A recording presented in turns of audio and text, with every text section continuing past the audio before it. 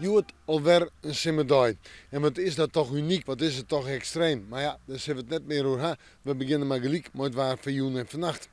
Wel, dan hebben we vrij helder waar. Er kunnen zijn wat hege bewolking komen, maar dat is ik alles. En het bloedt droeg.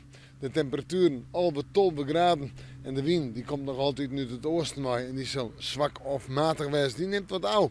En dan morgen, Peerskesnijn. Alweer een simmerdag. Een simmerdag met simmerwarmte. Ik denk dat wij morgen uitkomen zo tussen de 22 en de 24 graden. De hegere temperaturen in het oosten en het zuidoosten van de provincie. Hij is wat minder last van de wind daar. En de wind zelfs, nou, die komt uit het noordoosten mee.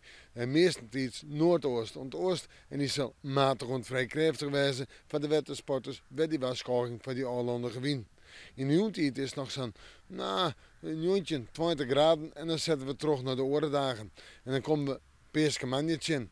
Ik kan daar maar zinnen, ik kan daar maar simmerwarmte, maar die simmerwarmte komt op een leger pijl te liggen. Steeds maar zo'n joentje en 21 of 22 graden, de hoogste temperaturen verder de provincie. Maar onopvallend waar voor alle boetenactiviteiten. De wind, noord-noordoost, matig en vrij krachtig.